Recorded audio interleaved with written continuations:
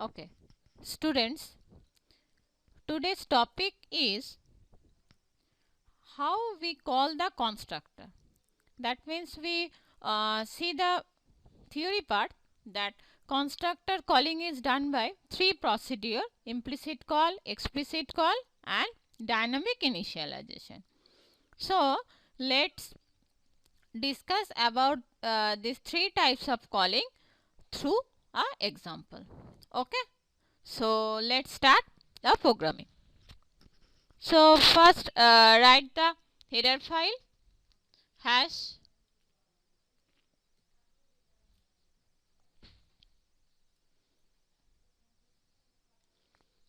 include within angular bracket iostream, then using namespace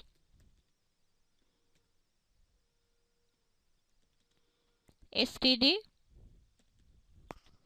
semicolon and then name of the class. Okay, so class is created through the class keyword. So first write the keyword class,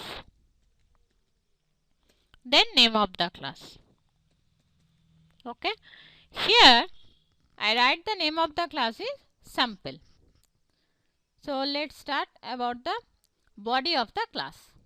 Okay, so first I terminate the class, then going to the body of a class. Okay, so first declare the data member. Okay, data member of the class is by default declared as a private. So here I am not writing the private keyword, directly write down the name of the data member.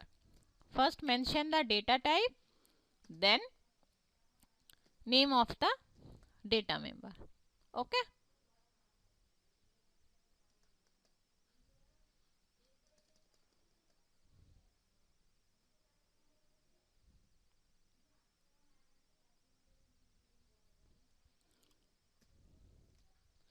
then write the constructor. Okay, so constructor is declared the public under the public access specifier.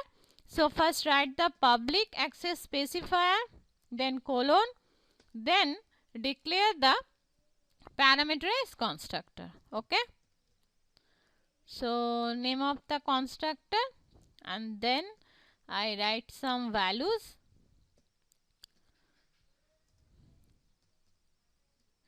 Which value is passed through the data member. That means x is assigned to the data member small a and y is assigned to the data member b. Okay, so x assignment operator y semicolon and then b assignment operator y. Okay, let's declare the another function which is used for display the result. So here mention the return type, then name of the function, within parenthesis no argument is passing there, then direct write the body of the function. So first display something which is declared within the double quotation. So here I display the object of the value of the object of the first value of the object. Okay, so display the result, display the object,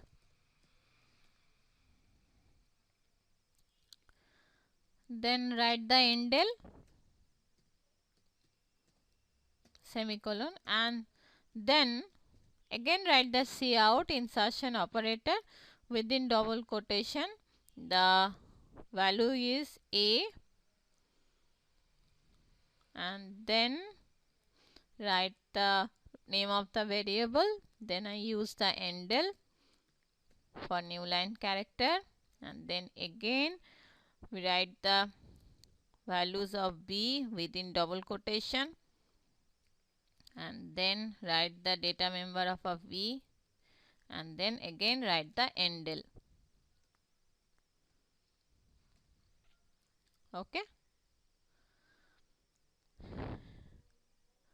So here the class is terminated, and then I write the main function int main.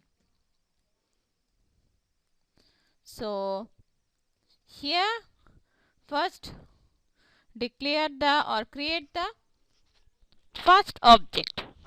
Okay, and this object is called through the implicit call. So how we write the constructor when we use the implicit call? So first name of the constructor, then name of the object, and then directly put the values. Okay. So semicolon, that means here implicit call is happen. Okay. So then I write the cout, and here display something. That means I want to display the name of the type of the call, that means implicit call. Implicit call. Then I write the endl,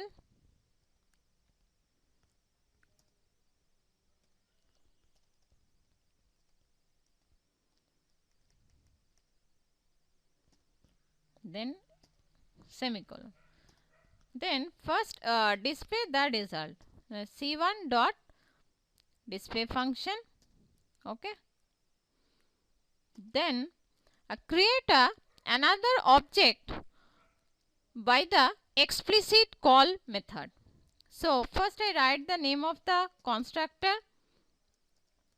then object is written, then assignment operator, and again write the name of the function class, and then pass the values. Okay. So here explicit call is happen.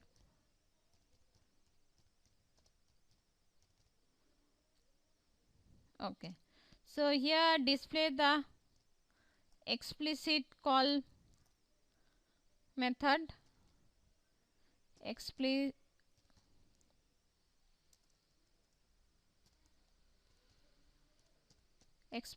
call. Okay, then write the endl, and then display the second object. That means display the value of the second object, and then here two type of calling procedure is done, and finally I use the dynamic initialization. So here first write some variables. Okay, which value is passing through the passing with the parenthesis. Okay, so here I write the again two variables, and which is passed in the constructor. Okay, so here put the values. So here I written something, enter the values,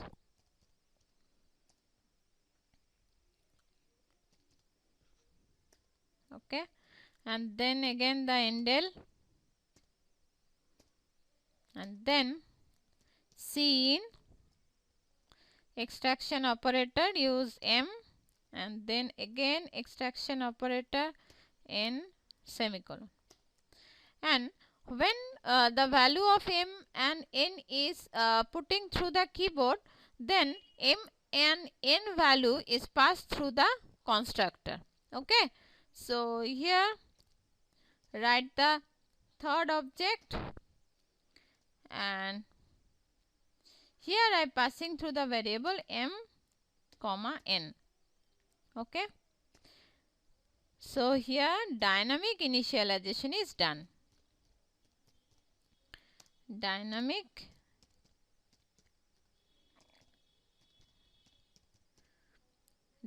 initialization is done because the value of m and n is changeable. Okay, but here you see that the implicit call here gives some values. This value is fixed. In the explicit call here gives some another value, but this value is fixed. When only in the dynamic initialization I can change the values. Okay, so here I write this type of here I write this. Okay, so here I display the value of the third object, then return 0.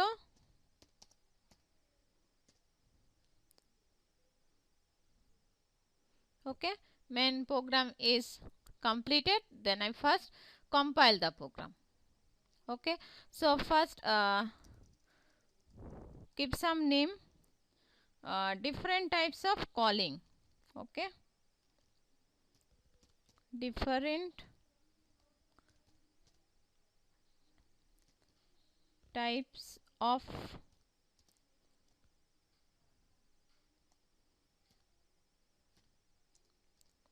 call, different types of call of a constructor. Okay, save this, and here you see that there is no error. Okay, so let's run the program. Okay, here you see that the first output value is implicit call. Then that means here I first write the implicit call when after creating the first object S1, and then display the value of the S1. The value of the S1 is 10 and 20. So A equals to 10 and B equals to 20. Then again I create another object.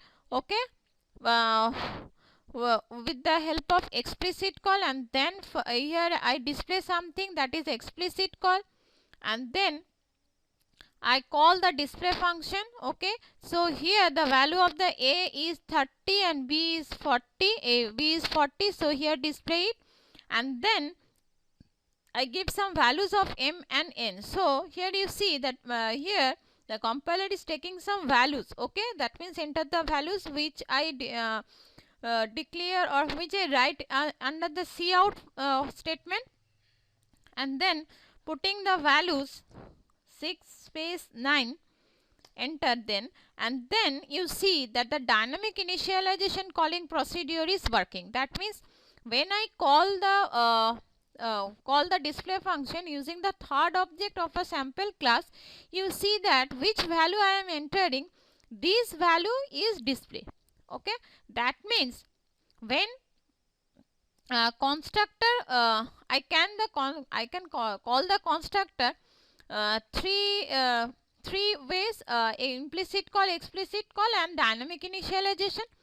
And which one is used, that's totally depends upon the programming and depends upon you, which one is easy to you. And if I change the value of the data member, then I use the dynamic initialization. But when I use the fixed value, that is constant value, so at that point you use either implicit call or explicit call. Okay, thank you.